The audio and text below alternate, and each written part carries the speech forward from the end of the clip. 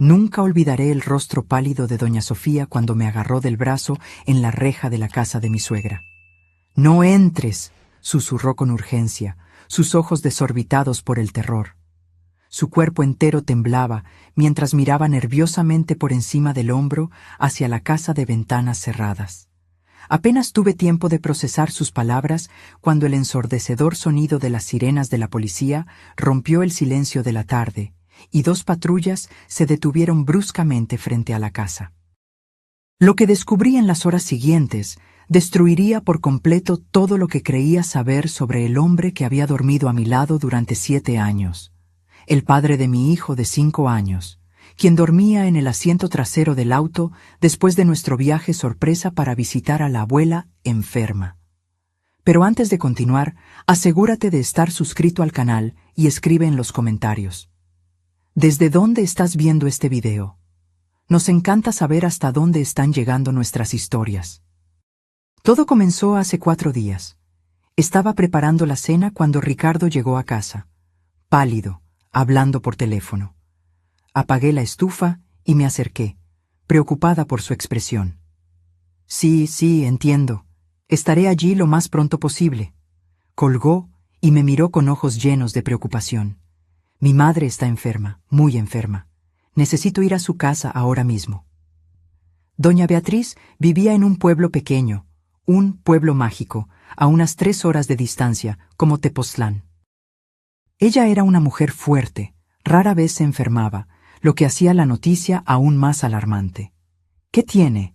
¿Es grave?, pregunté, ya pensando en lo que necesitaríamos empacar. No sé bien. El médico de la familia llamó, dijo que tiene fiebre alta, delirando. Podría ser neumonía.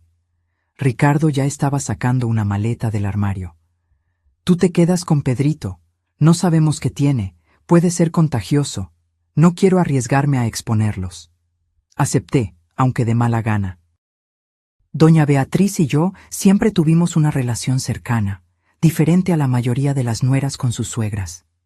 Ella me acogió como a una hija desde el primer día, y la idea de no estar allí para ayudarla me molestaba. Llama cuando llegues, por favor, y manténme informada sobre su estado. Ricardo asintió distraídamente mientras echaba algo de ropa en la maleta. 20 minutos después, besó mi frente y la cabeza de Pedrito, que veía caricaturas en la sala, y partió. En los 2 días siguientes, solo recibí mensajes cortos de Ricardo. ¿Llegué bien? Estamos en el doctor. Ella está descansando ahora. Situación bajo control. El tercer día, sin embargo, el silencio. Mis llamadas caían directo al buzón de voz. Mis mensajes quedaban sin respuesta. Una ansiedad creciente comenzó a apoderarse de mí. Intenté convencerme de que Ricardo probablemente estaba ocupado cuidando a su madre, tal vez en un hospital con mala señal de celular. Pero algo en el fondo de mi mente seguía incomodándome. 7 años de matrimonio me habían enseñado a reconocer cuando algo no estaba bien. En la mañana del 4.º día, tomé una decisión. Pedrito y yo haríamos una visita sorpresa. Quizás doña Beatriz estaba mejor y nuestra presencia la animaría. Si estaba peor, Ricardo necesitaría apoyo y yo podría ayudar a cuidarla. Pedrito, ¿qué tal si vamos a visitar a la abuela? Le damos una sorpresa a ella y a papá, sugerí durante el desayuno. Los ojos de Pedrito brillaron. ¿Vamos a ver a la abuela? ¿Puedo llevarle el dibujo que hice para ella? Claro que sí, mi amor, le encantará.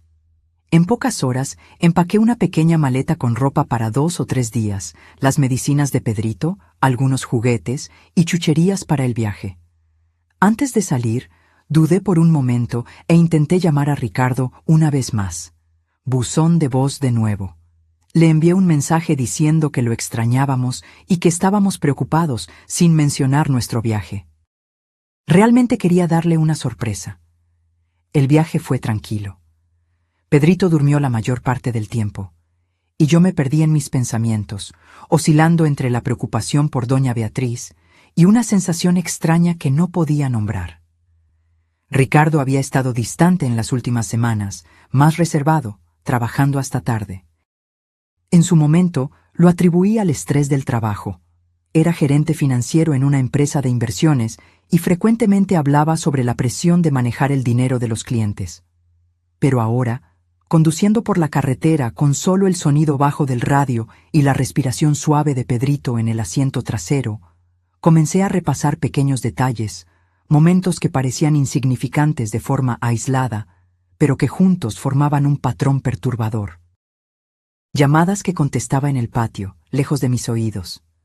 Un nuevo candado en el cajón de su escritorio en casa. Viajes de trabajo más frecuentes. Pequeñas mentiras sobre dónde había estado o con quién. Sacudí la cabeza, tratando de alejar esos pensamientos. Estaba siendo paranoica. Ricardo era un buen esposo, un padre amoroso. Si estaba escondiendo algo, probablemente era alguna sorpresa para mí o una preocupación laboral que no quería compartir para no inquietarme. Cuando finalmente llegamos al tranquilo pueblo donde vivía doña Beatriz, el sol comenzaba a ponerse. Navegué fácilmente por las calles familiares hasta la casa amarilla de ventanas azules donde mi suegra había vivido desde que se jubiló como maestra. Inmediatamente noté algo extraño. Todas las ventanas estaban cerradas, con las cortinas corridas, algo inusual para doña Beatriz, a quien le encantaba la luz natural y el aire fresco. El auto de Ricardo estaba estacionado enfrente, lo que me trajo algo de alivio. Al menos, él estaba allí, como había dicho.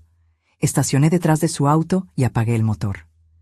¿Llegamos, Pedrito?, preguntó mi hijo, frotándose los ojos somnolientos. Sí, amor. Llegamos a casa de la abuela. Pero puede que esté dormida, así que tenemos que estar muy calladitos, ¿de acuerdo? Pedrito asintió, desabrochándose el cinturón de seguridad. Salimos del auto, y mientras sacaba nuestra maleta de la cajuela, observé la casa más atentamente. Estaba extrañamente silenciosa. Ningún movimiento, ninguna luz visible por las rendijas de las cortinas. Si doña Beatriz estaba enferma y Ricardo la cuidaba, ¿no debería haber alguna señal de actividad? «¡Ven, mami!». Pedrito ya corría hacia la reja, ansioso por ver a su abuela. Cerré la cajuela y seguí a mi hijo. Estábamos casi llegando a la reja cuando noté un movimiento al otro lado de la calle. Una mujer salió apresuradamente de una de las casas vecinas, haciéndome señas frenéticamente. «Ana, Ana, espera», llamó en voz baja, urgente. La reconocí como doña Sofía, vecina de toda la vida de mi suegra, una señora amable que siempre nos ofrecía pan de naranja cuando la visitábamos. Ahora, sin embargo, su rostro estaba pálido, casi gris, y su cuerpo entero temblaba visiblemente mientras cruzaba la calle hacia nosotras. «Pedrito, espera aquí un momento. Mami necesita hablar con doña Sofía». Mi hijo se detuvo, intrigado por la expresión seria en mi rostro. Doña Sofía llegó hasta mí jadeando, como si hubiera corrido kilómetros en lugar de solo cruzar la calle. «No entres», susurró, agarrando mi brazo con una fuerza sorprendente para una mujer de su edad. Sus ojos estaban desorbitados, asustados. Algo muy malo está pasando en esa casa. «¿Cómo dice doña Sofía? Doña Beatriz está enferma, mi esposo la está cuidando».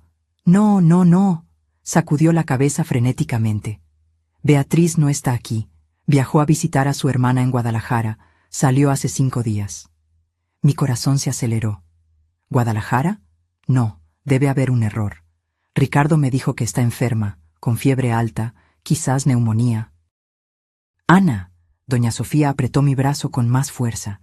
«Te lo digo, Beatriz no está en esa casa, y algo muy extraño está sucediendo. Tu marido llegó anteayer, con otra mujer». Fue como si el mundo se hubiera detenido por un instante. ¿Otra mujer? ¿Ricardo? La información simplemente no tenía sentido, no encajaba con la realidad que yo conocía.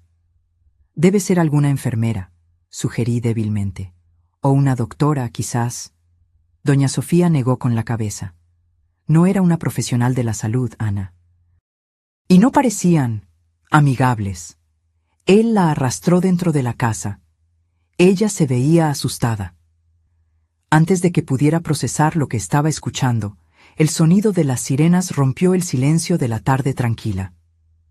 2 patrullas policiales aparecieron en la esquina, acercándose rápidamente. «¡Mami, la policía!», exclamó Pedrito. corriendo a agarrarse de mis piernas, asustado por el ruido. Las patrullas se detuvieron bruscamente frente a la casa y 4 policías salieron, 2 de ellos con las manos en sus armas en la cintura. El oficial que parecía estar al mando, un hombre alto con un bigote canoso, se dirigió rápidamente a la reja. «Señora, por favor, aléjese de la casa», ordenó con voz firme, pero no hostil. «Necesito que lleve al niño a un lugar seguro». Pero esta es la casa de mi suegra», balbuceé, confundida y asustada. «Mi esposo está ahí dentro». El oficial intercambió una mirada significativa con sus colegas. «¿Cuál es el nombre de su esposo, señora?» Ricardo Armendáriz. ¿Qué está pasando? ¿Por qué está aquí la policía?» El oficial hizo un gesto a 2 de sus colegas, quienes inmediatamente se posicionaron a los lados de la casa. Luego se dirigió a mí con un tono más suave. «Señora Armendáriz, soy el comandante Gustavo. Necesitamos que usted y su hijo se retiren por cuestiones de seguridad. ¿Podría esperar en casa de doña Sofía? Necesitaremos hablar después». Doña Sofía inmediatamente tomó mi hombro. «Ven, Ana, vamos a mi casa. Pedrito puede tomar un chocolatito caliente mientras esperamos». Como en un sueño, o mejor dicho, una pesadilla, me dejé guiar al otro lado de la calle, cargando a Pedrito. Él se agarraba de mi cuello, asustado por la situación que no comprendía. Desde la terraza de doña Sofía, observamos a los policías rodear la casa. El comandante habló algo por un megáfono que no pude distinguir completamente. Hubo un momento de silencio tenso, y luego, con un movimiento rápido y coordinado, 2 policías forzaron la puerta principal. El sonido de la madera astillándose resonó en la calle silenciosa, haciendo que Pedrito apretara aún más su abrazo en mi cuello. Los policías entraron rápidamente, armas en mano. «¿Qué está pasando, doña Sofía?», pregunté con voz temblorosa. La señora suspiró pesadamente, guiándome al interior de su casa. «Anoche», comenzó, después de acomodar a Pedrito en la cocina con una taza de chocolate y algunas galletas de animalitos, escuché gritos provenientes de la casa de Beatriz, gritos terribles, de mujer. Ella se estremeció visiblemente. Luego, vidrios rompiéndose, y después, silencio. Sentí que la sangre se me helaba. «¿Y usted no llamó a la policía ayer?» «Tuve miedo», admitió, avergonzada. «Vivimos en un pueblo pequeño, Ana. No estamos acostumbrados a la violencia. Pensé que tal vez era solo una pelea, pero luego, muy temprano esta mañana, vi a tu esposo cargando algo hacia la cajuela de su auto. Algo grande, pesado. Parecía una maleta muy grande». Mi mente se negaba a procesar lo que estaba insinuando. «Ricardo, mi Ricardo, el hombre que amablemente espantaba las arañas del baño por mí porque sabía que les tenía miedo, el hombre que le cantaba nanas a Pedrito incluso cuando estaba agotado por el trabajo. No, era imposible. Salió conduciendo», continuó doña Sofía, «y regresó 1 hora después, sin la maleta. Fue entonces cuando decidí llamar a la policía. Les conté todo lo que vi. Me pidieron que me quedara en casa y les avisara si lo veía de nuevo». Me senté pesadamente en el sillón de doña Sofía, sintiendo como si el mundo a mi alrededor se estuviera desmoronando. Nada tenía sentido. ¿Por qué Ricardo mentiría sobre su madre? ¿Quién era la mujer que doña Sofía había visto? Y lo más inquietante de todo, ¿qué había en esa maleta pesada? Mis pensamientos fueron interrumpidos por golpes firmes en la puerta. Doña Sofía fue a abrir, y un momento después el comandante Gustavo entró en la sala. Su rostro estaba serio, pero había algo en sus ojos, compasión, tal vez, que hizo que mi estómago se hundiera aún más.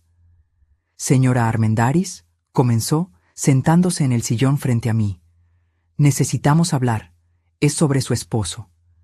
El comandante Gustavo se quitó su sombrero y lo colocó sobre la mesa de centro, un gesto que parecía anticuado, pero que traía consigo cierta solemnidad. Sus ojos, cansados pero amables, se encontraron con los míos.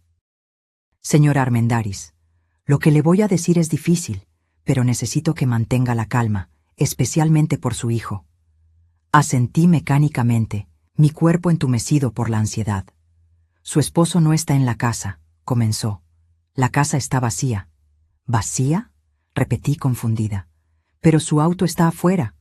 Sí, el auto está allí, pero la casa fue completamente registrada. No hay nadie dentro. Intenté procesar esa información. Si Ricardo no estaba allí, ¿dónde podría estar? ¿Y por qué dejaría el auto? Comandante, no entiendo. Mi esposo me dijo que su madre estaba enferma, que él vino a cuidarla. Pero doña Sofía dice que mi suegra está en Guadalajara. Sí, lo confirmamos, dijo el comandante. Nos pusimos en contacto con la hermana de la señora Beatriz en Guadalajara. Su suegra está allí, de visita. Partió hace 5 días. 5 días.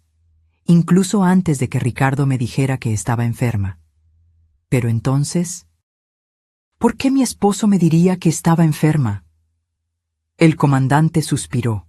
Un sonido pesado que parecía cargar el peso de muchas verdades desagradables que había tenido que comunicar a lo largo de los años. Señora Armendáriz, hay más.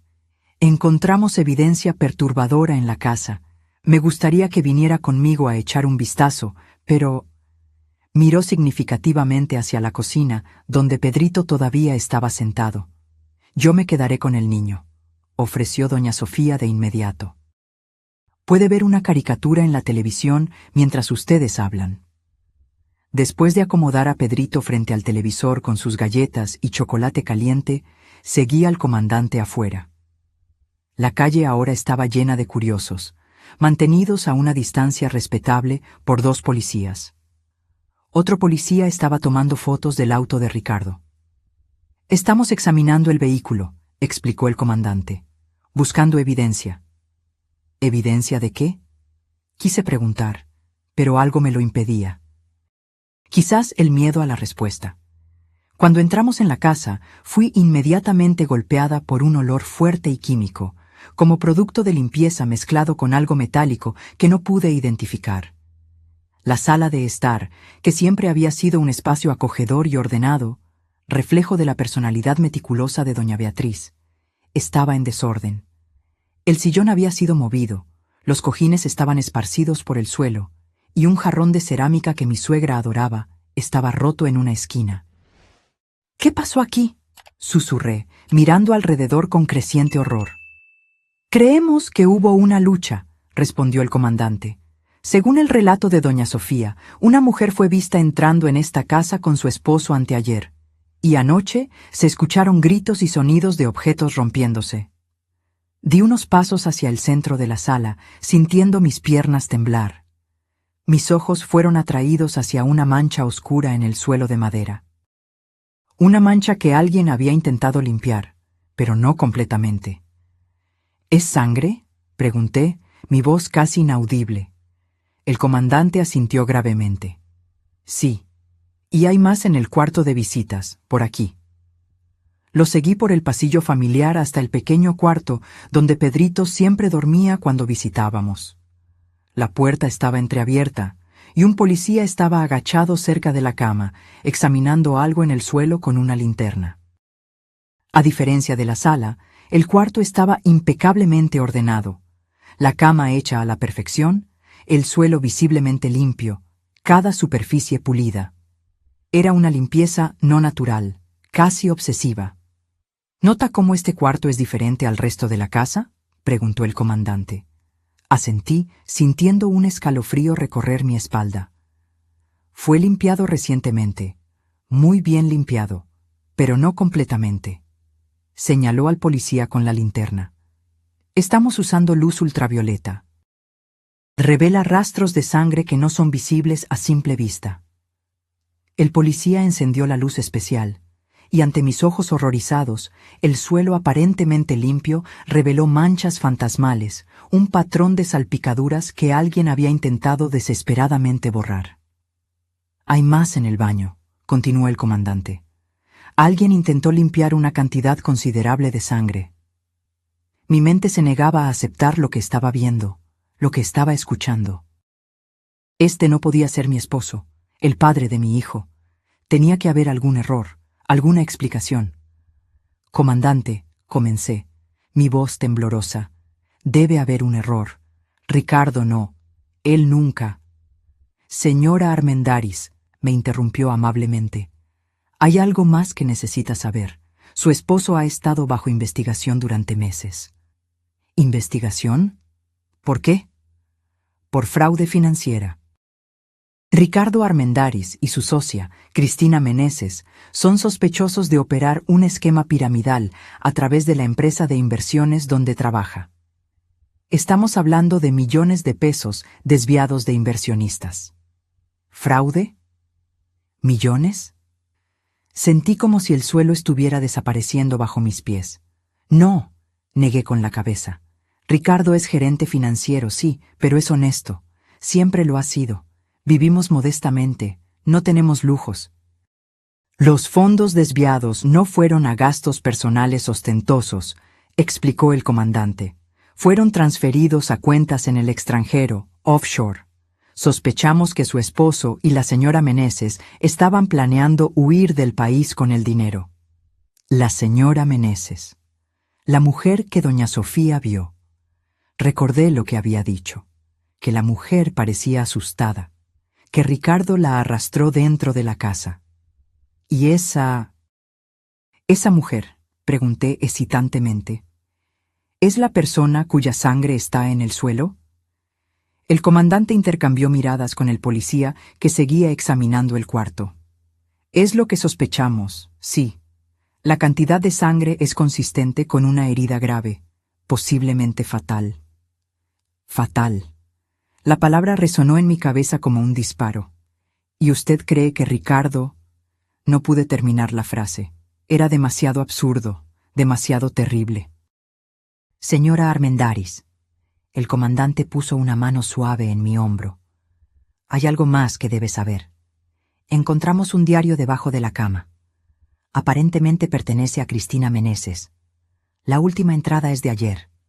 En ella escribe sobre haber descubierto que su esposo planeaba traicionarla, quedarse con todo el dinero.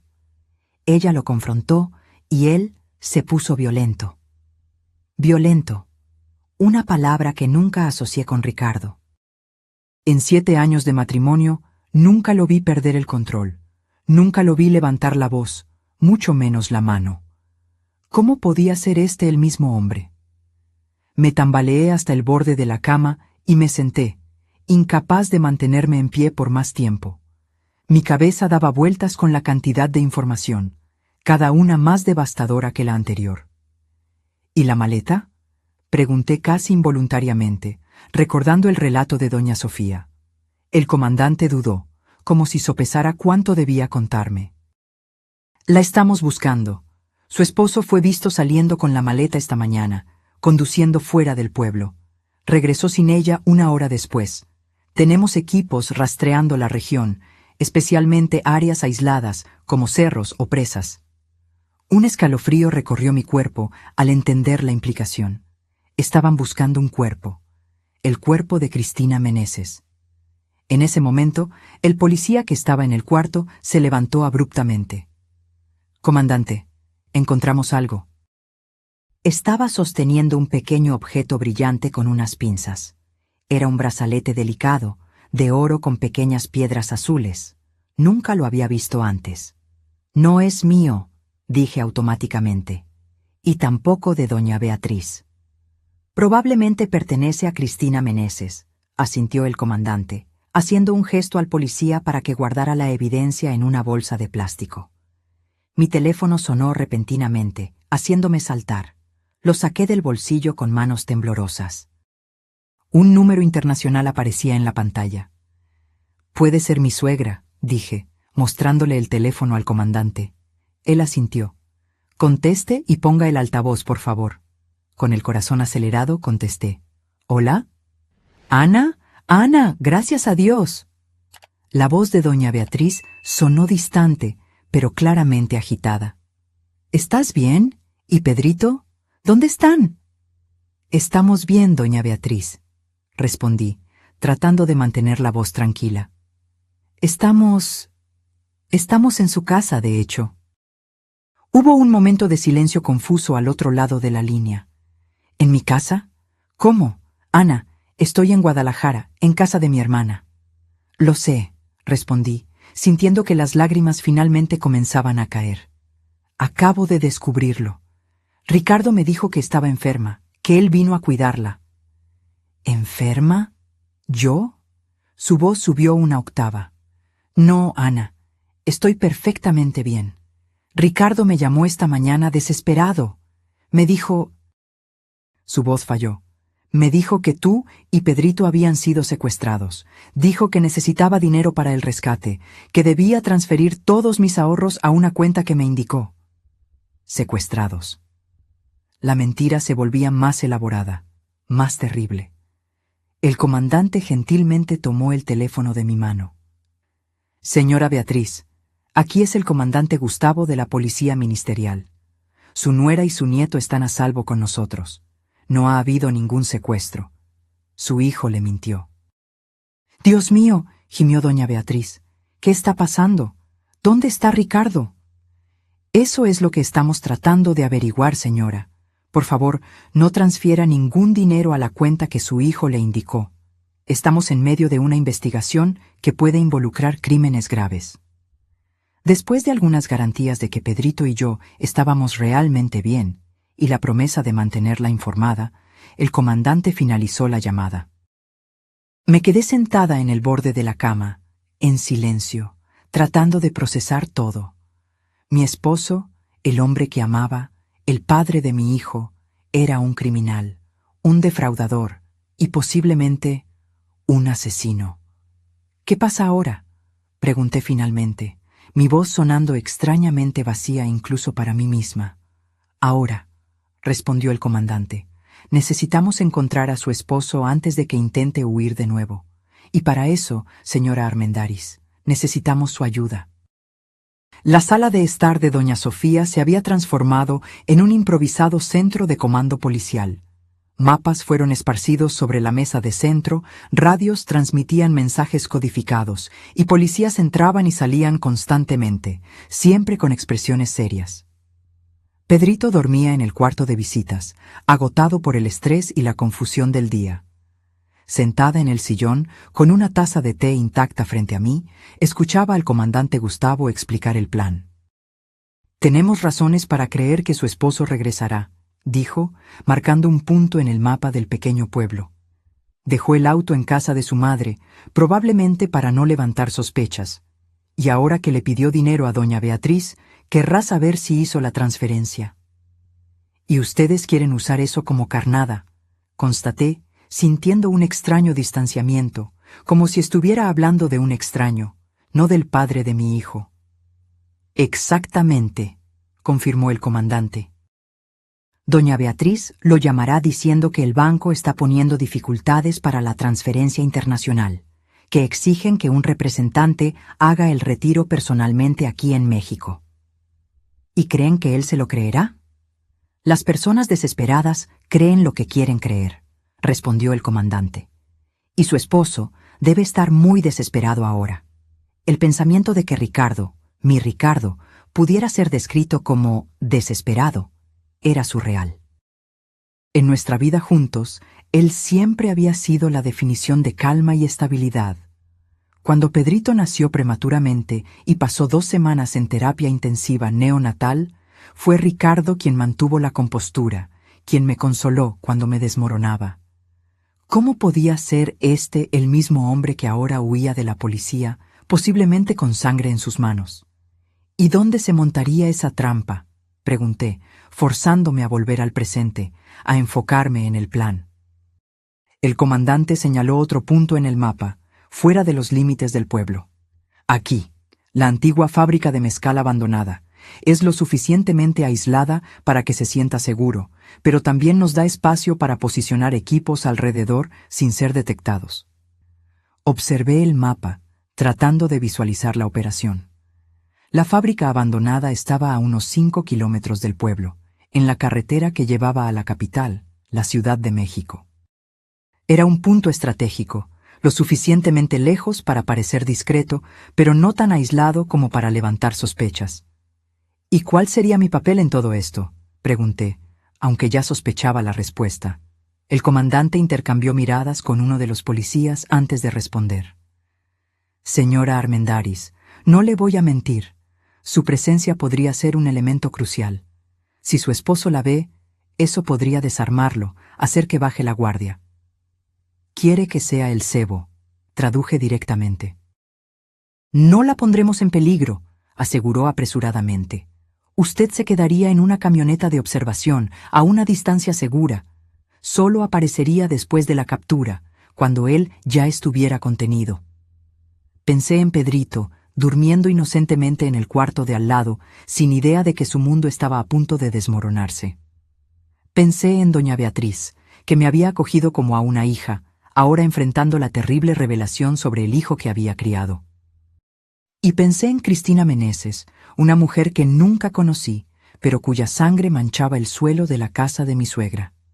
Lo haré, decidí, mi voz sorprendentemente firme. Pero con una condición. Pedrito se queda aquí con doña Sofía. Él no puede ver nada de esto. El comandante asintió aliviado. Claro, ya lo habíamos considerado. Dejaremos a 2 policías aquí para su protección también. Las horas siguientes pasaron en un torbellino de actividad. Doña Sofía preparó un cuarto para Pedrito, donde él dormía pacíficamente, ajeno al caos que había engullido nuestro mundo. Lo observé por unos minutos antes de salir, su carita relajada en el sueño, sus pequeños dedos agarrados al conejito de peluche que había traído de casa. ¿Cómo le explicaría que su padre, su héroe, era un criminal? ¿Cómo protegería su corazón del dolor que seguramente vendría? En la sala, el comandante Gustavo hablaba por teléfono con doña Beatriz, dándole instrucciones precisas sobre lo que debía decirle a Ricardo. Ella llamaría. Diría que estaba enfrentando dificultades con la transferencia internacional, que el banco exigía un representante local para autorizar el retiro. ¿Está entendiendo, doña Beatriz?, preguntó el comandante. Es crucial que parezca natural, que él crea que usted realmente está intentando ayudarlo a conseguir el dinero del rescate. Al otro lado de la línea, escuché la voz temblorosa de mi suegra. Incluso a la distancia, incluso después de descubrir las mentiras de su hijo, ella seguía siendo la mujer fuerte que yo admiraba. Entiendo perfectamente, comandante. Haré mi parte, por Ana y por mi nieto. Cuando colgó, el comandante se giró hacia mí. Ella lo llamará en 15 minutos. Si muerde el anzuelo, tendremos cerca de 1 hora para posicionarnos en la fábrica abandonada. Asentí mecánicamente, todavía tratando de procesar todo lo que estaba sucediendo. Una parte de mí aún esperaba despertar en cualquier momento, descubrir que todo era solo una pesadilla terrible. Pero el peso del celular en mi mano, el olor a café que venía de la cocina de doña Sofía, el murmullo constante de las radios policiales, todo era demasiado real. ¿Y si no aparece?, pregunté súbitamente. El comandante intercambió miradas con uno de los policías antes de responder. Entonces seguiremos buscando. Tenemos equipos rastreando toda la región, verificando carreteras, hoteles, posadas. No irá lejos, señora Armendáriz, especialmente si cree que puede obtener el dinero de su madre. 15 minutos después, el teléfono del comandante sonó. Era doña Beatriz, lista para hacer la llamada a Ricardo. Todos en la sala se quedaron en silencio mientras el comandante ponía la llamada en altavoz. El teléfono sonó 1, 2, 3 veces. Cuando pensé que caería en el buzón de voz, la voz familiar de mi esposo sonó al otro lado de la línea. «Madre, ¿conseguiste el dinero?». Era la voz de Ricardo, pero al mismo tiempo no lo era. Había una frialdad, una dureza que nunca había percibido antes. O tal vez siempre estuvo allí, y yo simplemente no quise verla. «Ricardo, hijo», la voz de doña Beatriz temblaba genuinamente. No necesitaba fingir la desesperación. «Estoy tratando, Estoy haciendo todo lo que puedo. Fui al banco aquí en Guadalajara, pero me dijeron que una transferencia de ese valor a una cuenta desconocida levantaría sospechas, que necesitarían autorización especial. No tenemos tiempo para burocracia, madre, interrumpió Ricardo, su voz tensa. Ellos dieron un plazo. Si no entrego el dinero... Lo sé, hijo, lo sé. Por eso el gerente del banco sugirió otra solución. Tienen un representante en México, en nuestro pueblo. Él puede autorizar el retiro directamente, sin toda esa burocracia. Estará con el dinero en efectivo. Hubo un silencio al otro lado de la línea. Casi podía ver a Ricardo sopesando, evaluando los riesgos. Finalmente habló. ¿Dónde sería ese encuentro? En la antigua fábrica de mezcal, al final de la carretera principal. El gerente dijo que es un lugar discreto, donde nadie vería la transacción. Otro silencio, más largo esta vez. ¿Cuándo?, preguntó finalmente. Hoy por la tarde a las 5. Estará solo, con un maletín negro. Necesitas ir solo también, Ricardo. Él fue muy claro sobre eso. ¿Y el dinero estará todo allí? ¿Todo lo que pedí? Sí, hijo. Todo mi dinero de la jubilación, los ahorros de una vida. Pero vale la pena, si eso trae a Ana y Pedrito de vuelta a salvo. La mención de nuestros nombres hizo que mi estómago se revolviera. ¿Cómo podía usar así a las personas que supuestamente amaba? De acuerdo, dijo Ricardo después de una pausa. Lo encontraré, pero si es una trampa, madre, si algo sale mal. No es trampa, hijo. La voz de doña Beatriz falló. Es tu madre tratando de ayudar. Por favor, trae a mi nieto y a mi nuera de vuelta a salvo. La llamada fue terminada. Todos en la sala soltaron la respiración que inconscientemente contenían. Mordió el anzuelo, anunció el comandante, ya levantándose y haciendo señas a los otros policías. Vamos a prepararnos. La siguiente hora fue un borrón de actividad. Autos policiales disfrazados partieron a intervalos estratégicos para no levantar sospechas. Chalecos antibalas fueron distribuidos. Radios fueron verificados. Un policía fue seleccionado para el papel de representante del banco. Un hombre de mediana edad con apariencia confiable que estaría posicionado en el centro de la fábrica abandonada, junto a un maletín negro, lleno de papel recortado en forma de dinero, con algunos billetes reales en la parte superior. Antes de salir, fui al cuarto donde Pedrito dormía y besé su frente. «Mamá vuelve pronto», susurré. «Te amo más que a nada». Doña Sofía estaba en la puerta del cuarto observando. «Estará bien», me aseguró, poniendo una mano amable en mi hombro. «Lo cuidaré como si fuera mi propio nieto». Asentí tragándome el nudo en la garganta. «Gracias por todo, doña Sofía». «Ve», dijo con firmeza, «haz lo que tienes que hacer. Después reconstruimos la vida». El sol comenzaba a ponerse cuando llegamos a las afueras de la fábrica abandonada. El cielo estaba pintado en tonos de naranja y púrpura, una belleza que contrastaba cruelmente con la oscuridad de la situación. La antigua fábrica de mezcal, cerrada hace más de una década, se erigía como un fantasma industrial contra el horizonte. Paredes de concreto descoloridas, ventanas rotas, una reja oxidada colgando de bisagras que parecían a punto de ceder. Fui posicionada en una camioneta de observación, estacionada a unos 200 metros de la fábrica, escondida por una hilera de nopales y árboles. Dentro de la camioneta, monitores mostraban imágenes de cámaras estratégicamente posicionadas alrededor y dentro de la fábrica. El policía disfrazado de representante del banco ya estaba en posición, en el centro de lo que un día fue el vestíbulo principal de la fábrica, un maletín negro a su lado. «Vendrá pronto», murmuró el comandante Gustavo, sentado a mi lado en la camioneta. «Manténgase tranquila, señora Armendáriz. Todo saldrá bien». Quería creerle. Quería creer que después de este día terrible podría comenzar a reconstruir algún tipo de vida para Pedrito y para mí.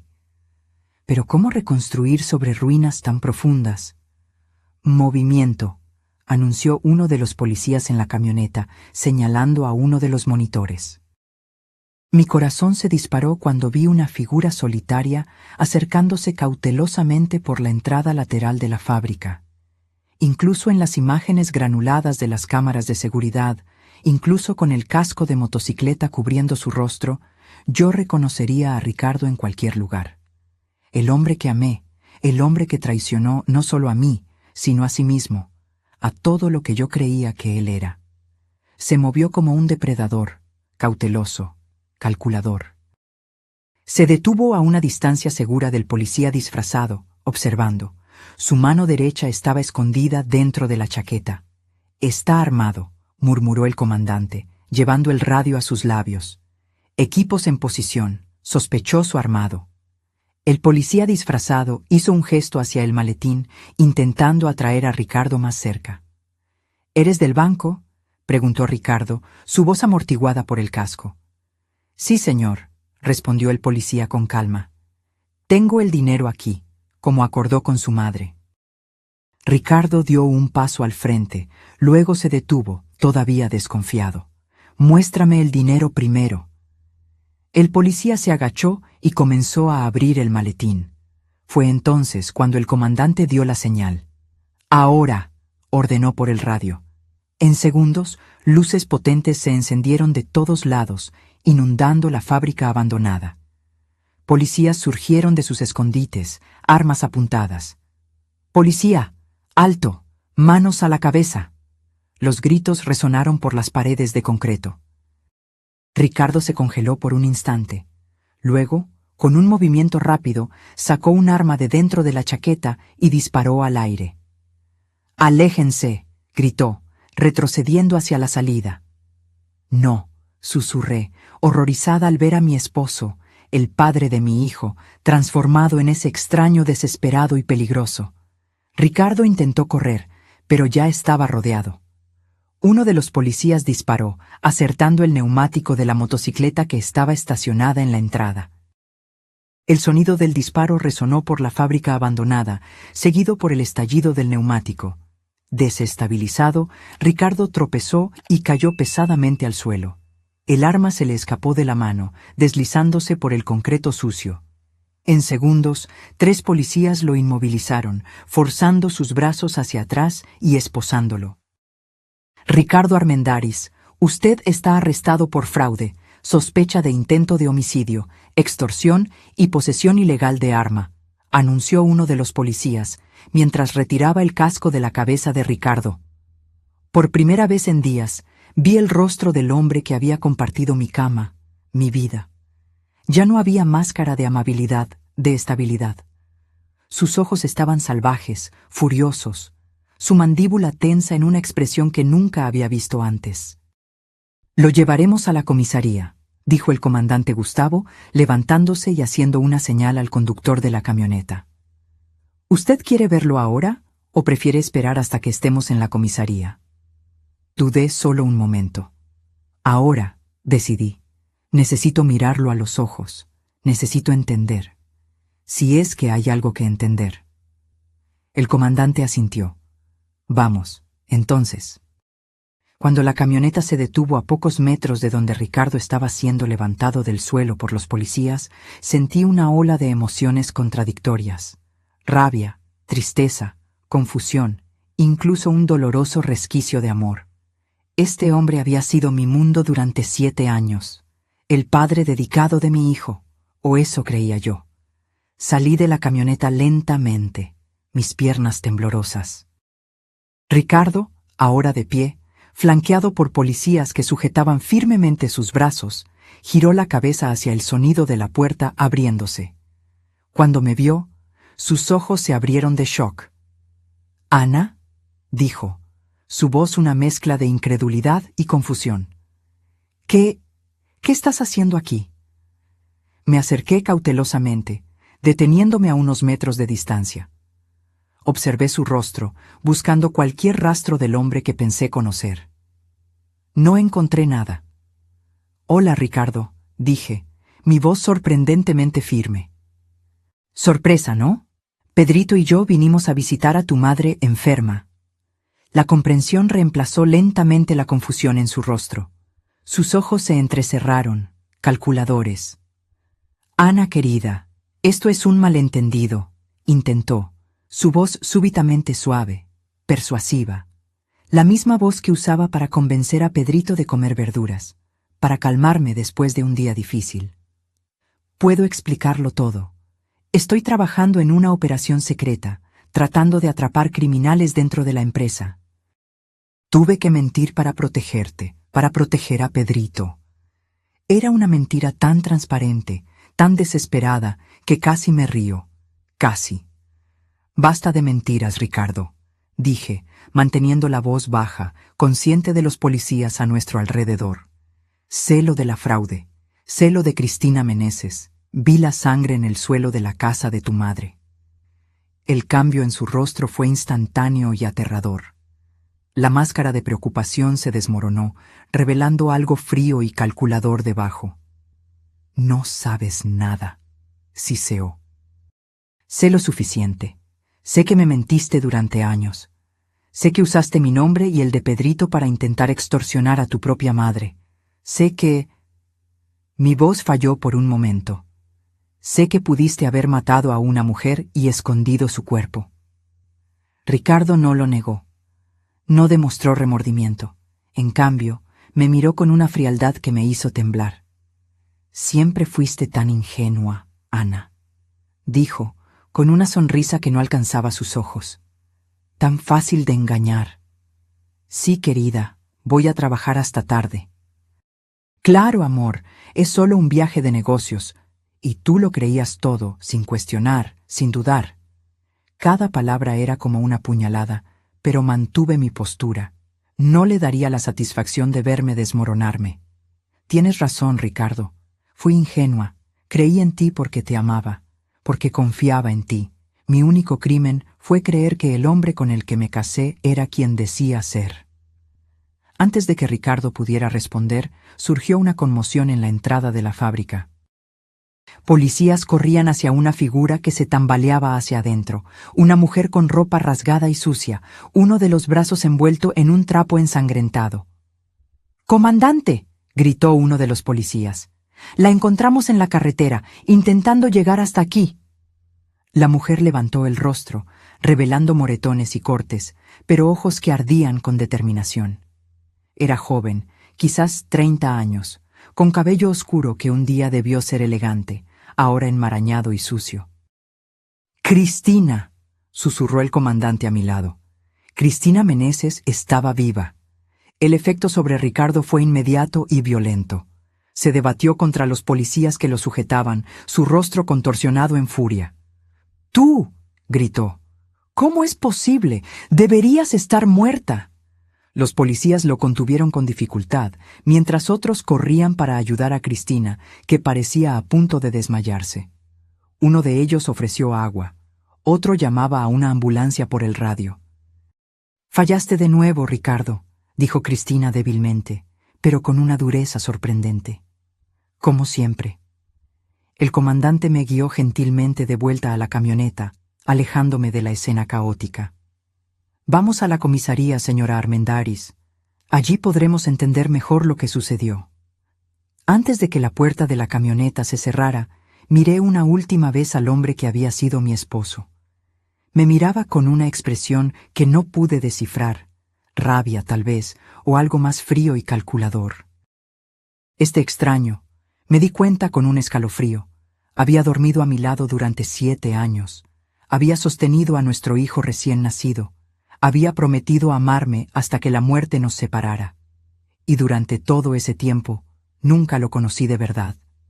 La comisaría era un edificio antiguo en el centro del pequeño pueblo, con paredes desconchadas y muebles gastados que habían visto días mejores. Sentada en una silla incómoda en la oficina del comandante Gustavo, con una taza de café malo enfriándose frente a mí, esperaba que Cristina Meneses fuera traída después de recibir los primeros auxilios de los paramédicos. Ella se negó a ir al hospital hasta hablar con nosotros, explicó el comandante, entrando en la sala después de verificar la situación. Las heridas son graves, pero no parecen ser fatales. Es una mujer fuerte. Asentí silenciosamente, todavía tratando de procesar todo. Cristina Meneses. La mujer que yo automáticamente había odiado horas atrás. la otra mujer en la vida de mi esposo. Ahora sentía solo una extraña conexión con ella, ambas víctimas del mismo hombre, aunque de diferentes maneras. ¿Y Ricardo?, pregunté. Está en la sala de interrogatorio. Pidió un abogado, lo cual es su derecho. Pero con la evidencia que tenemos, más el testimonio de la señora Meneses, no hay mucho margen para la defensa. La puerta se abrió y 2 policías entraron escoltando a Cristina. Se veía mejor que en la fábrica. Su rostro había sido limpiado, revelando moretones en varias etapas de curación, y su brazo estaba ahora adecuadamente vendado. Pero eran sus ojos lo que llamaban la atención, oscuros, intensos, con una determinación que parecía superar el dolor físico. Se sentó frente a mí, al otro lado de la mesa, y por un momento solo nos observamos. 2 mujeres cuyas vidas habían sido destruidas por el mismo hombre. «Soy Ana», dije finalmente, extendiendo la mano por impulso.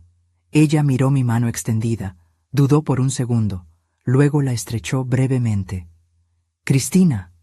Su voz era más fuerte de lo que esperaba, con un ligero acento que no pude identificar. El comandante carraspeó, encendiendo una grabadora sobre la mesa. «Señora Meneses, si se siente lo suficientemente bien, quisiera que nos contara exactamente qué sucedió en la casa de la señora Beatriz Armendáriz». Cristina respiró hondo, mirando rápidamente hacia mí antes de comenzar su historia. «Conocí a Ricardo hace 3 años, en la empresa de inversiones donde trabajaba. Yo era consultora financiera, especializada en atraer nuevos inversionistas». Hizo una pausa, humedeciendo sus labios resecos. Al principio, era solo una relación profesional. Ricardo tenía ideas brillantes, sabía cómo hacer que el dinero rindiera. Yo tenía los contactos, la habilidad de ganarme la confianza de los clientes.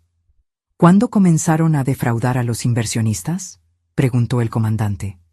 Cristina bajó la mirada por un momento. Comenzó pequeño, un desvío aquí, otro allá. Luego fue creciendo. Ricardo era convincente. Decía que los clientes ni se darían cuenta, que era dinero que ellos nunca extrañarían. Mientras ella hablaba, intenté conciliar esa imagen con el Ricardo que yo conocía. El hombre que cuestionaba si realmente debíamos aceptar el cambio incorrecto que un cajero nos había dado de más. El hombre que donaba regularmente a la campaña de abrigo de la escuela de Pedrito. En el último año, las cosas comenzaron a complicarse, continuó Cristina. Algunos clientes comenzaron a hacer preguntas, a exigir estados de cuenta detallados. Nos dimos cuenta de que era solo cuestión de tiempo hasta que todo saliera a la luz. Y fue cuando decidieron huir, completó el comandante. Sí. Ricardo sugirió que saliéramos del país, que comenzáramos una nueva vida en el extranjero. Habíamos transferido la mayor parte del dinero a cuentas en el extranjero, estaba todo listo. Cristina se detuvo, sus ojos se fijaron en mí. Él me dijo que era soltero, que no tenía familia, solo supe de usted y su hijo después de que ya era demasiado tarde. Sentí un nudo en la garganta. Ricardo no solo me había mentido a mí, sino también a ella. Ambas éramos piezas en su juego elaborado. ¿Qué pasó en la casa de su madre?, pregunté, mi voz casi un susurro. Cristina cerró los ojos por un momento, como si reuniera fuerzas. Cuando las cosas comenzaron a ponerse peligrosas en la ciudad, Ricardo sugirió que nos escondiéramos en la casa de su madre. Dijo que ella estaba de viaje, que la casa estaría vacía. Dijo que nos quedaríamos allí por unos días, hasta que consiguiéramos los documentos finales para dejar el país. Ella tocó ligeramente el vendaje en su brazo antes de continuar. La primera noche, todo parecía normal. Ricardo estaba tenso, pero lo atribuía a la situación. La segunda noche, mientras él se duchaba, tomé su teléfono para revisar algunas transferencias que habíamos hecho. Fue cuando vi todo. ¿Qué vio?, preguntó el comandante. Mensajes para un contacto en Cancún organizando un único boleto de avión. No 2, solo 1, a nombre de Ricardo. Y transferencias. Todas nuestras cuentas conjuntas habían sido vaciadas, el dinero movido a una cuenta a la que solo él tenía acceso. Sus ojos se encontraron con los míos. También había mensajes para usted y fotos de su hijo. Sentí que mi corazón se oprimía. Incluso planeando abandonar a su familia, Ricardo mantenía esa fachada, esa doble vida. Cuando lo confronté, continuó Cristina, su voz ahora más baja, él se transformó. Nunca lo había visto así antes. Sus ojos eran los ojos de un extraño, fríos, calculadores. Respiró hondo. Tomó mi frasco de perfume y me golpeó en la cabeza. Caí. Comenzó a estrangularme, diciendo que yo era un problema, que nunca debí meterme en sus cosas. ¿Cómo sobrevivió?, pregunté, horrorizada por la violencia del hombre que había compartido mi cama. Perdí el conocimiento. Cuando desperté, estaba sola, cubierta de sangre. Pude arrastrarme fuera de la casa, al cobertizo de herramientas en la parte trasera. Pasé la noche allí, entrando y saliendo de la conciencia. A la mañana siguiente, vi a Ricardo cargando una maleta grande al auto.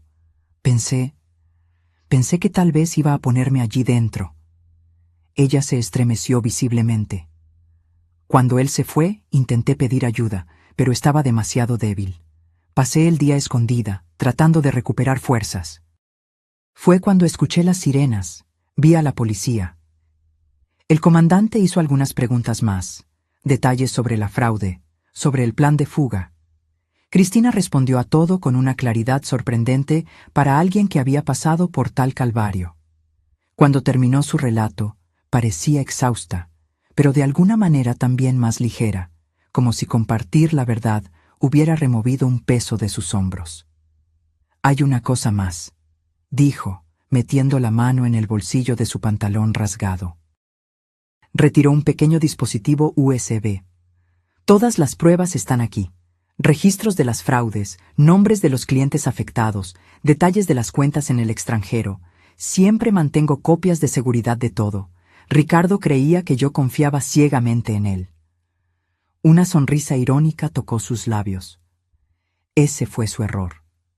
El comandante tomó el dispositivo cuidadosamente, colocándolo en un sobre de evidencia. Esto será extremadamente útil para el caso, señora Meneses. Ahora, realmente necesitamos llevarla al hospital para cuidar adecuadamente esas heridas. Mientras los policías ayudaban a Cristina a levantarse, ella se detuvo y me miró una última vez. «Lo siento», dijo simplemente. «Por todo. Yo no sabía de usted, de su hijo. Si hubiera sabido...» «No es su culpa», respondí. Y me di cuenta de que era verdad. La culpa era enteramente de Ricardo. Cuando Cristina salió escoltada por los policías, el comandante se volvió hacia mí. «Usted también debería descansar. Fue un día difícil. Podemos continuar esto mañana». Antes de eso, dije, una pregunta crucial todavía pesando en mi mente.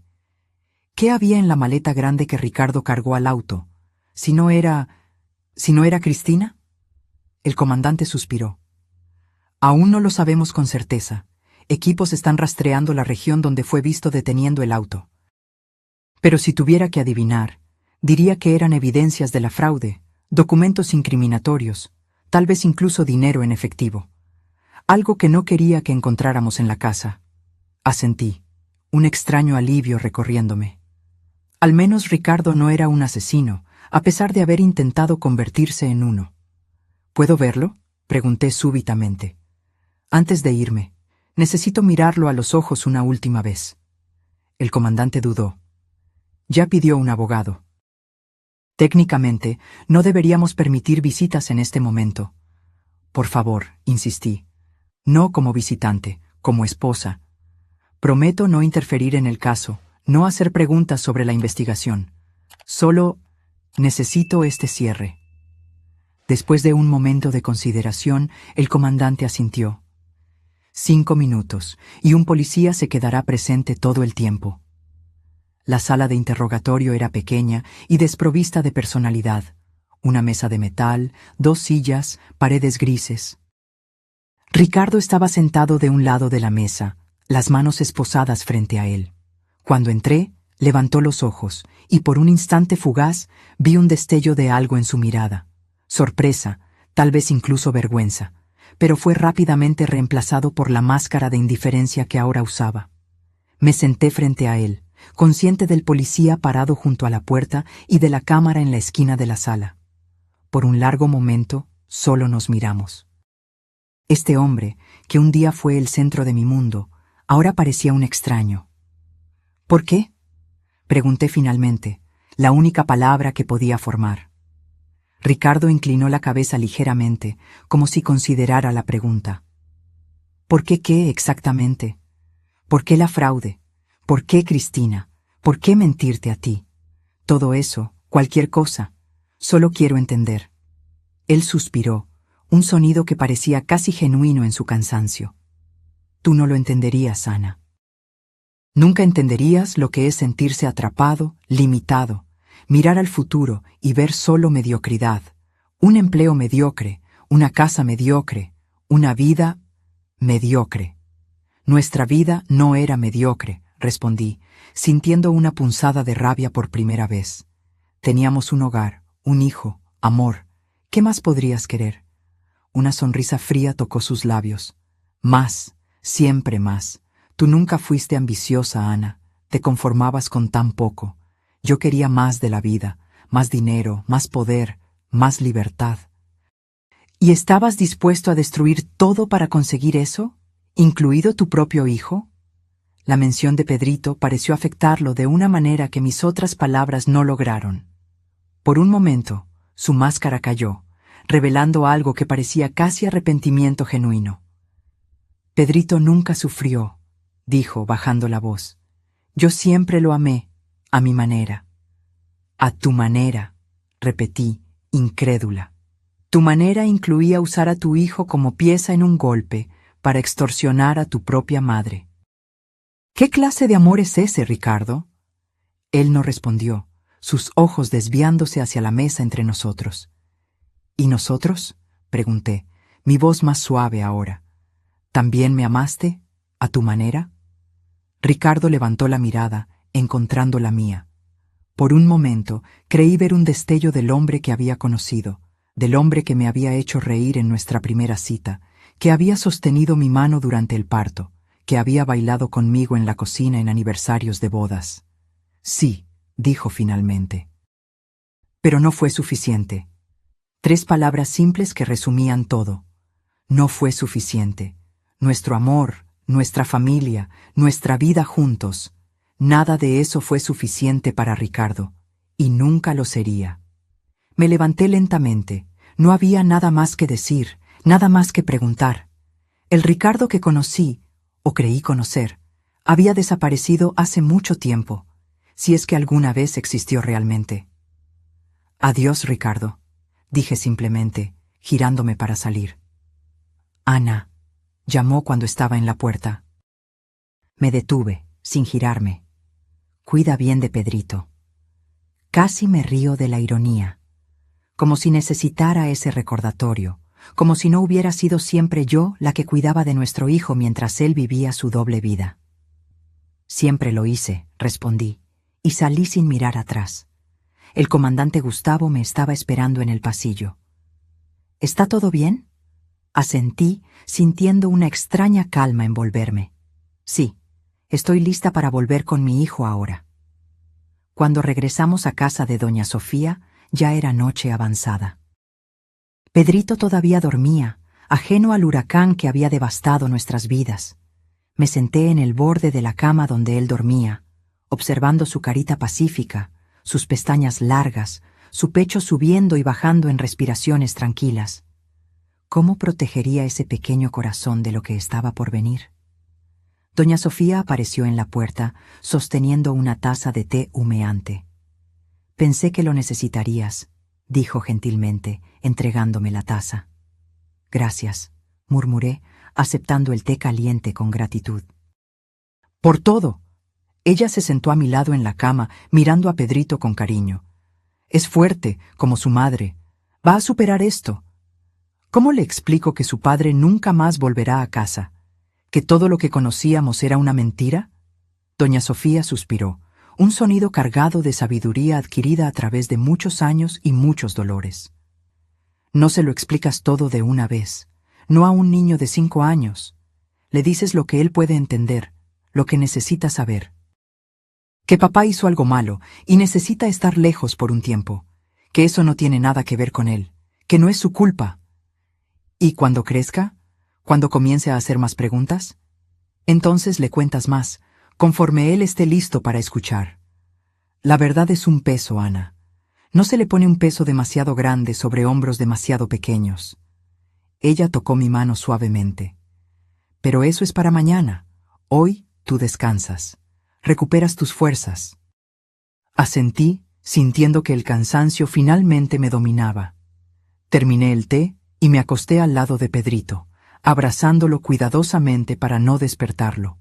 Su calor, su olor familiar, eran como un bálsamo para mi alma destrozada. No creí que lograría dormir, pero el agotamiento físico y emocional pronto me venció, llevándome a un sueño profundo y sin sueños. A la mañana siguiente, desperté con Pedrito picoteando mi rostro. «Mami, mami, despierta. ¿Dónde está la abuela? Vinimos a ver a la abuela. ¿Recuerdas?»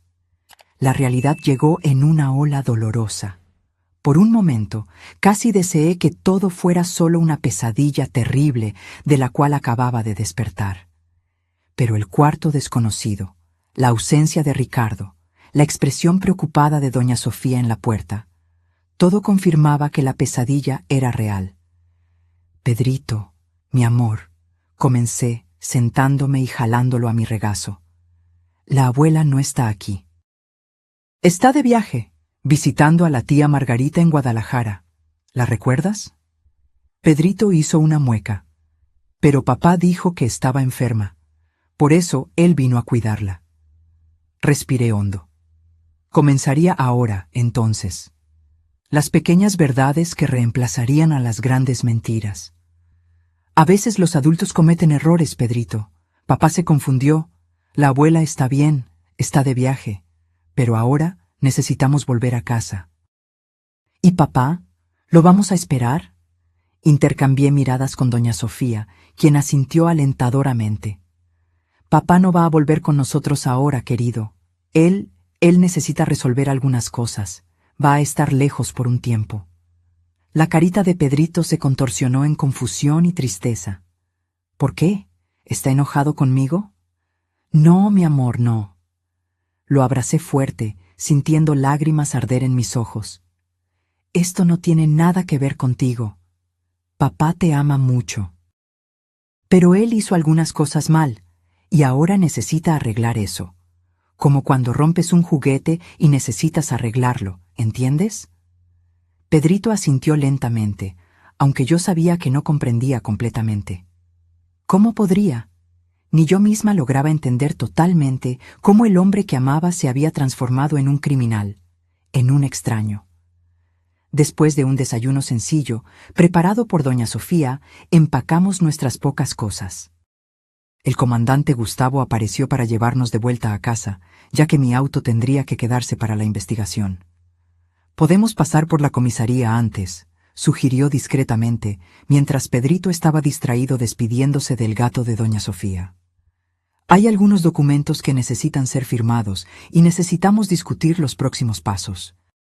En la comisaría, mientras Pedrito coloreaba dibujos en la sala de espera bajo la supervisión de una policía amable, fui informada sobre lo que esperar en los próximos días y semanas. Su esposo será formalmente acusado de fraude financiera, intento de homicidio, extorsión y posesión ilegal de arma, explicó el comandante. Con la evidencia que tenemos, más el testimonio de Cristina Meneses y el dispositivo USB con los registros de la fraude, el caso es bastante sólido. Él probablemente enfrentará una sentencia larga. Asentí mecánicamente, firmando los documentos que me eran presentados. ¿Y las víctimas de la fraude?, pregunté. ¿Habrá alguna forma de recuperar su dinero? Estamos trabajando en eso. Parte del dinero puede ser recuperado de las cuentas en el extranjero, pero llevará tiempo. Desafortunadamente, es probable que no todo sea recuperado. Una nueva ola de vergüenza me golpeó. Incluso no habiendo participado conscientemente en la fraude, yo era la esposa de Ricardo. A los ojos de muchos, yo sería cómplice, o al menos negligente. Usted no debe culparse, dijo el comandante, como si leyera mis pensamientos. Toda la evidencia indica que usted no tenía conocimiento de las actividades criminales de su esposo. Usted también es una víctima en esta historia. Salimos de la comisaría con el corazón pesado, pero con un plan.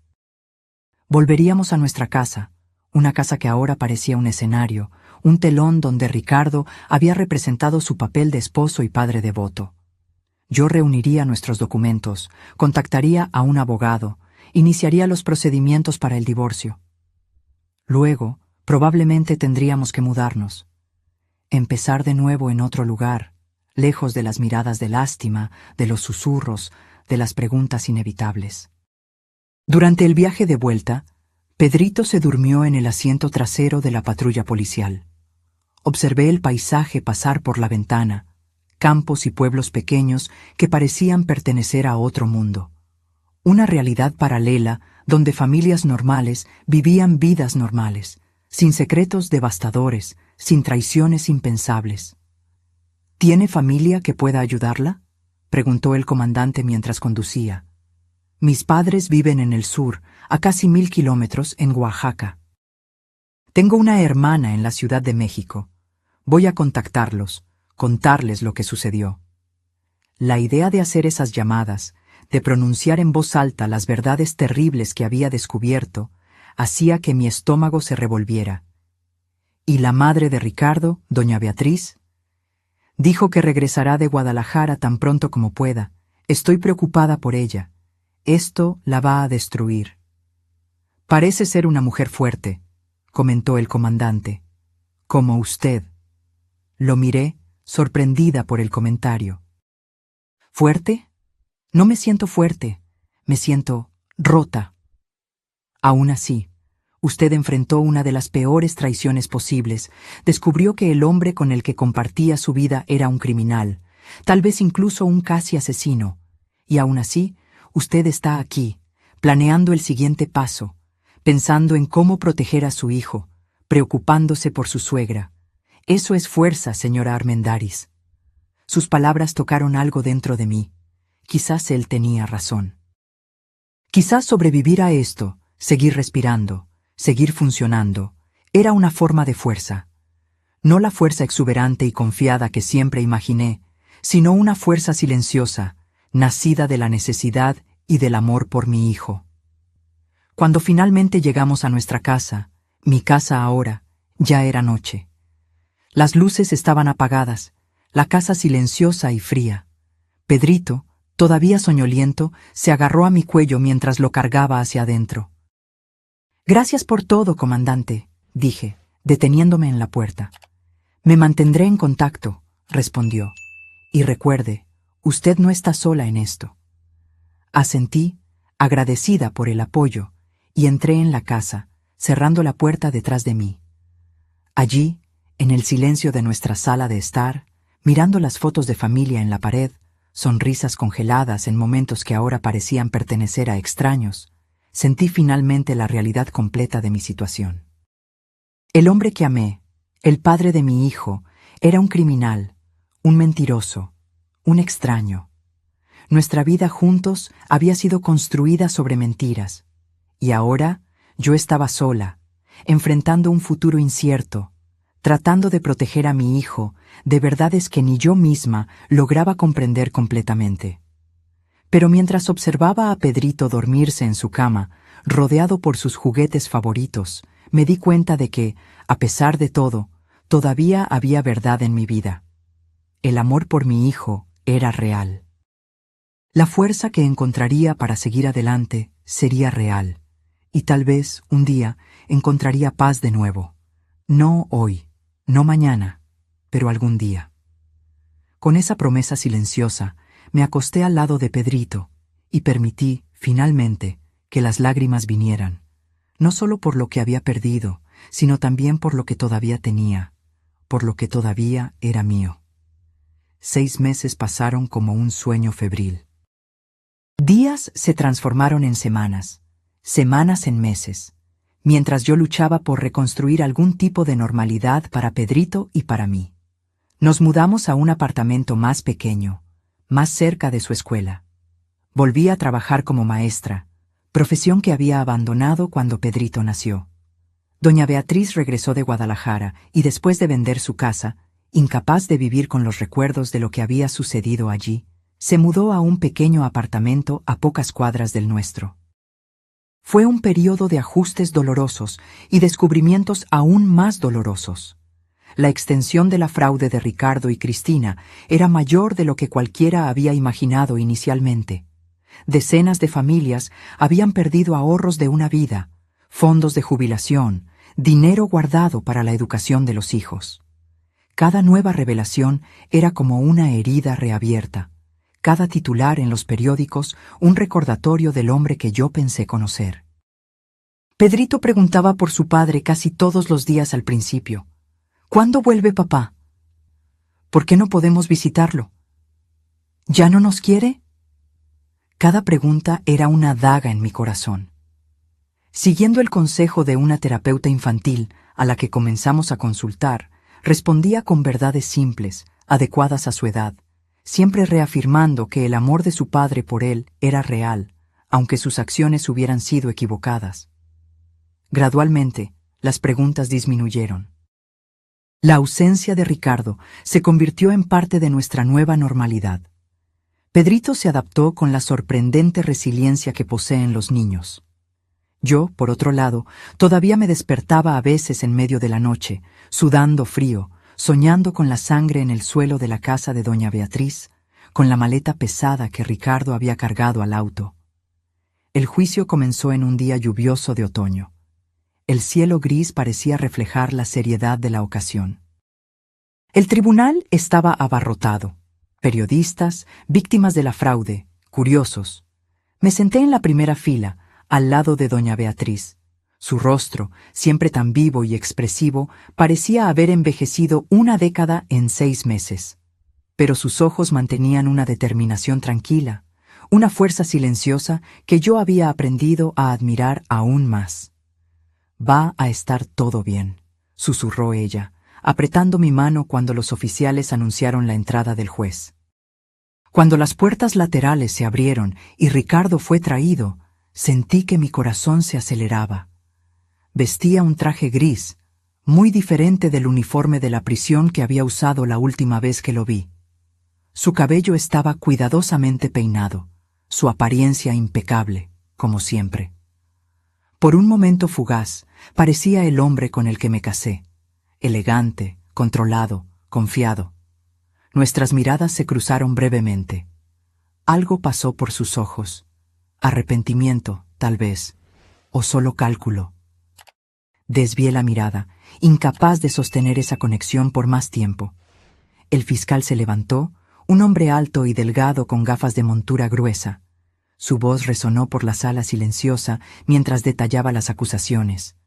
Fraude financiera agravada, intento de homicidio, extorsión, posesión ilegal de arma. Este caso, declaró, mirando directamente a los jurados, no es solo sobre dinero robado, aunque millones fueron desviados.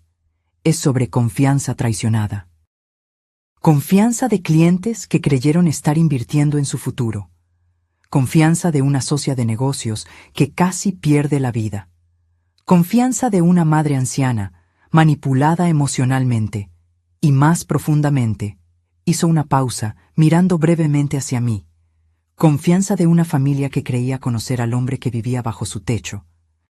Mientras el fiscal continuaba detallando la evidencia, documentos de la fraude, testimonios de víctimas, el relato de Cristina sobre el intento de homicidio, yo estudiaba a Ricardo. Su rostro permanecía impasible, una máscara de calma que yo ahora reconocía como su defensa más efectiva. Solo ocasionalmente un músculo en su mandíbula se contraía, única señal visible de tensión. Cuando llegó el turno de Cristina de testificar, ella entró en la sala con pasos firmes. Las heridas físicas habían cicatrizado, pero algo en sus ojos, una cautela, una desconfianza, sugería que las heridas emocionales aún estaban frescas.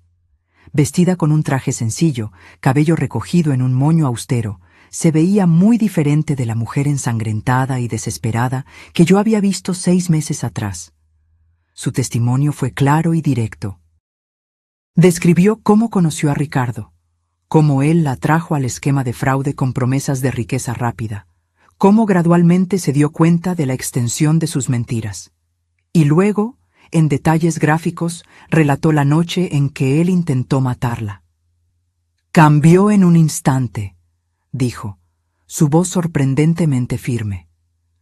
En un momento estábamos discutiendo sobre el dinero, sobre los boletos, sobre sus planes de abandonarme.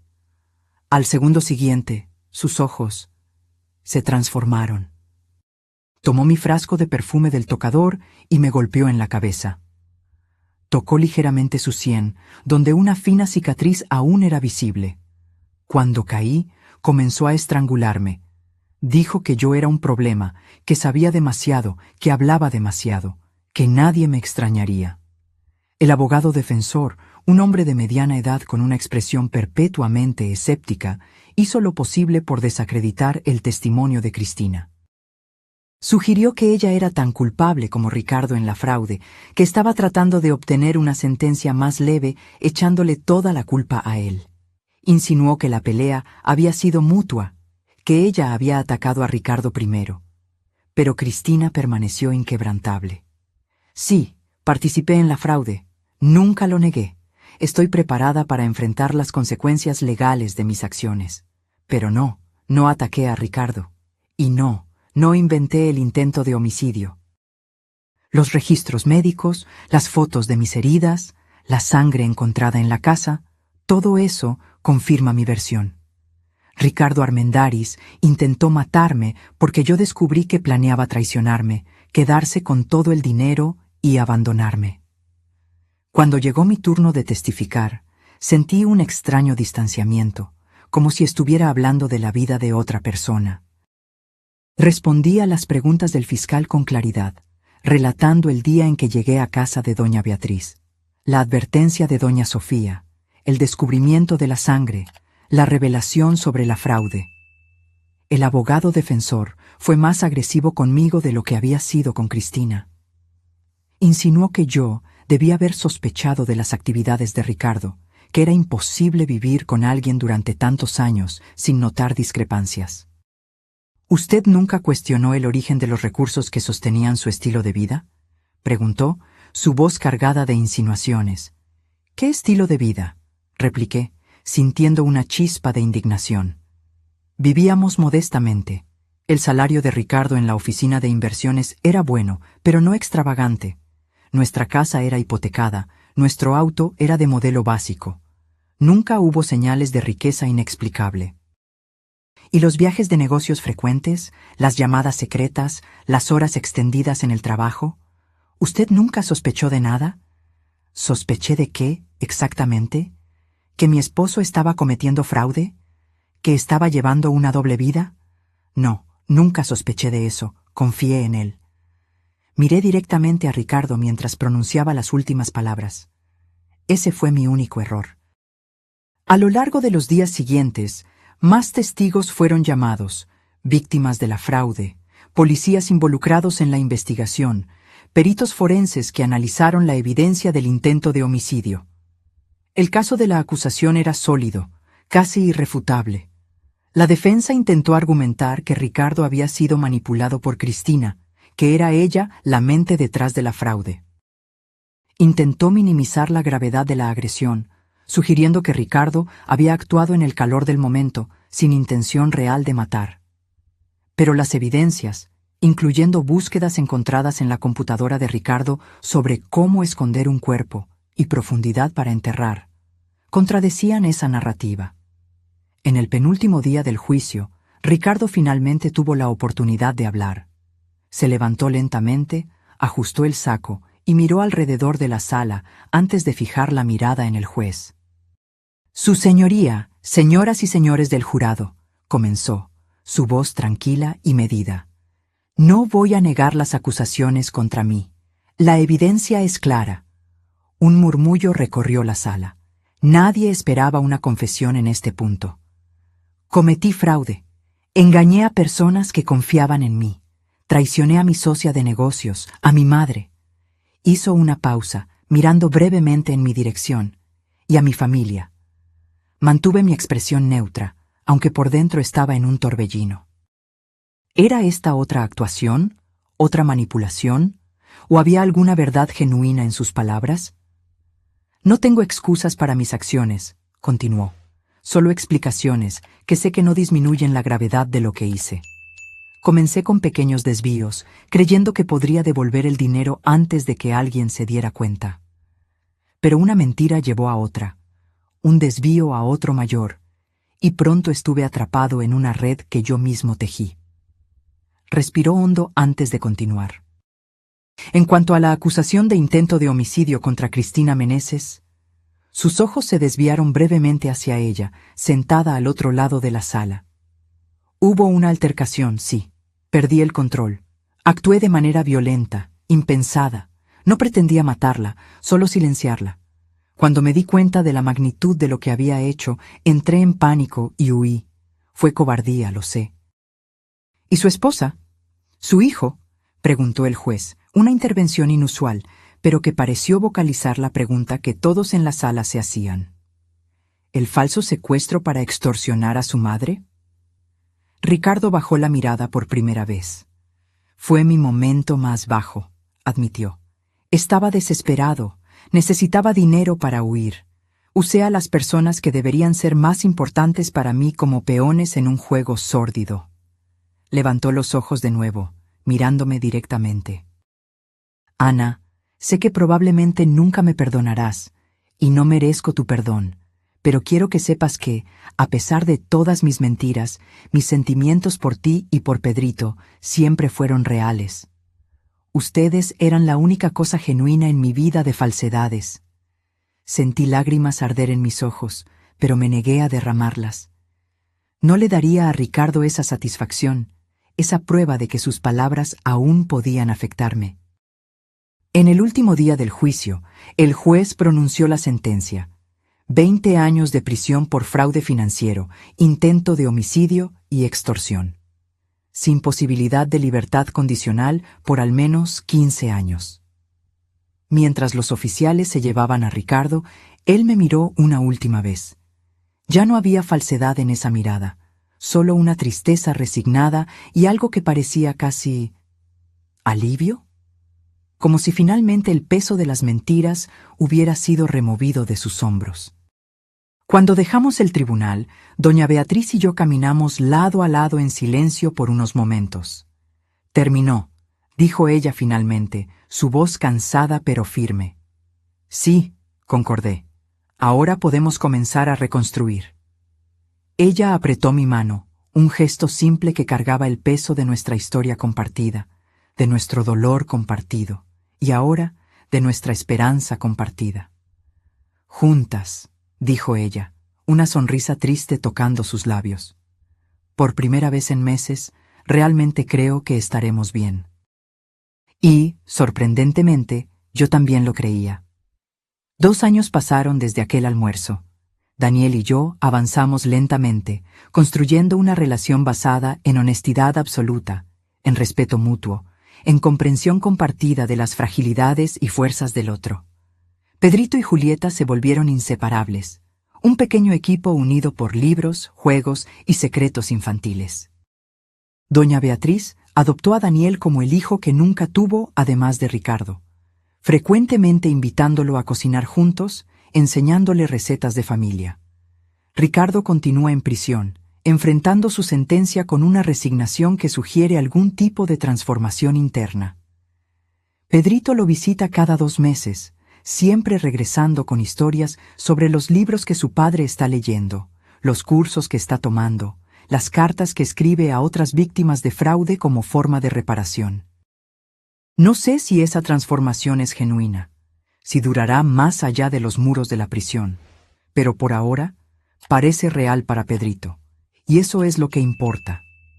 En cuanto a mí, aprendí que la vida rara vez sigue los caminos que planeamos, que las personas que amamos pueden traicionarnos profundamente y que extraños pueden convertirse en nuestro puerto seguro, que la fuerza no viene de la ausencia de caídas, sino de la determinación de levantarse después de ellas. Aquel susurro de doña Sofía en esa tarde fatídica había cambiado mi vida para siempre. Había destruido la realidad que yo conocía. Pero de las cenizas de esa destrucción, algo nuevo estaba surgiendo. Algo más verdadero, más auténtico. Algo construido no sobre mentiras convenientes, sino sobre verdades difíciles y honestas. Y por eso, por más extraño que parezca, estoy agradecida.